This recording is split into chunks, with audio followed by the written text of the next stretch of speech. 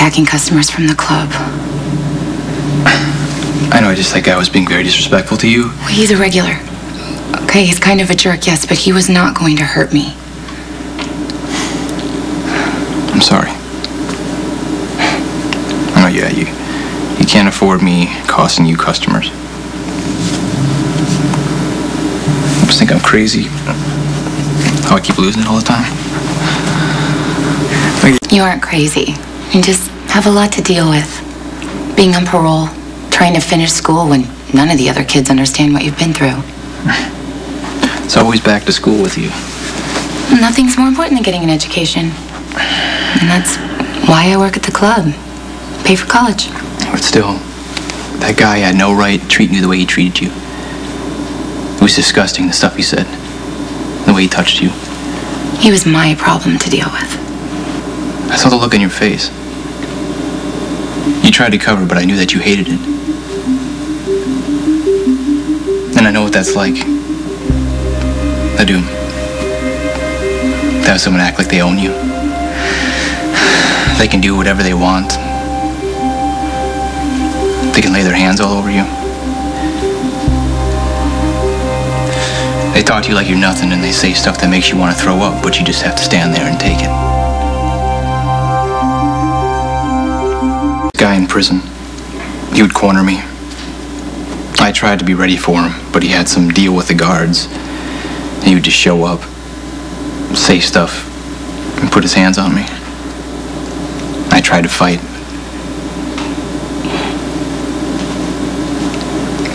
You know, even when I learned how to fight better, he'd show up and I still couldn't.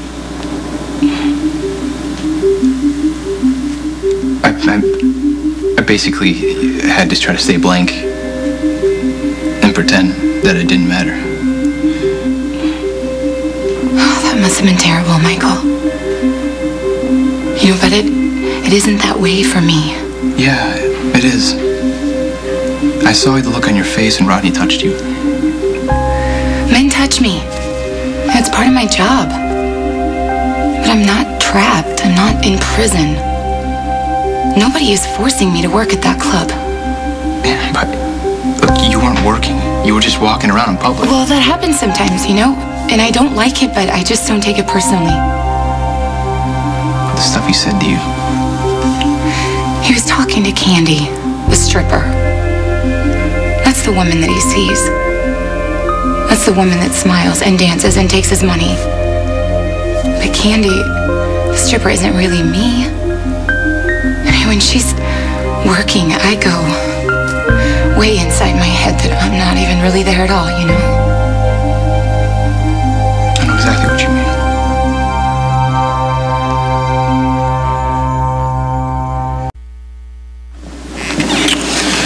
I try to just go inside my head, detach myself from what's going on around me. And does it work? Sometimes. Yeah, I learned how to do it at school. I'm so different from all the kids there. It's no point even talking to them. And they don't talk to me either, so. Look, it's one thing to shut down, you know, when you are in a job like mine. When you deal with a bunch of strangers, when you're getting paid, or when you're surviving Pentonville. You know, but it's different when you shut down in your real life. You cut yourself off from everybody. Yeah. No, I don't know where I fit in. It's not like I have much to complain about anyways. People fell over themselves to get me out of prison. Dante is doing everything he can to help me out, and there's nothing my mom or dad wouldn't do for me. Just still can't connect. Well, I hope you get past that. You're a great guy. You don't have to say that. Come on, it must be obvious by now how much I like you, Michael. I don't approve of the way you went for that jerk from the club, but you did it for the right reasons. You have a lot of heart, Michael. You're a good guy. I sound like I'm repeating myself. Look, Abby, if you're not, you know, doing something some night, would you? Michael, are you home? Yeah. Hey, how are you? Good. I was wondering if... Hi. Hey. Are you a friend of Dante's? This is Abby Haver. Abby, this is my sister, Christina. It's nice to meet you. Hey, I know your sister, Sam. And I met Molly, so now I know all three of you. Oh, sorry. Sam and Molly never said anything about you. Oh, tell them both I said hello. I have to get going, so grab my stuff. How about I pick you up after your shift? I can meet you at the club. I think the club's the last place you need to be. Maybe I can come by here after my shift is over. Yeah, sounds good. I'm looking forward to it. Okay. All right. See you. Nice to meet you. Bye. She's friends with Sam?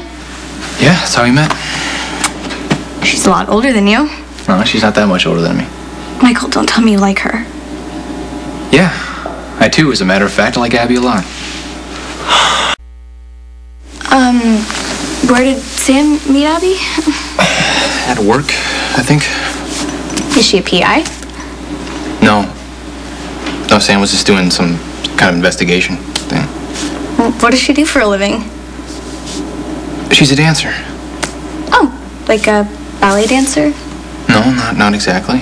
And why didn't she want you going to the club? Oh my God. Dancing. Strip club? Abby's a stripper? No, she just does it to pay her tuition. She's gonna be a paralegal. Is that what she told you? And why would Sam ever introduce you to a woman like that? Well, look, Abby's nice. We're becoming good friends. Abby is not your friend.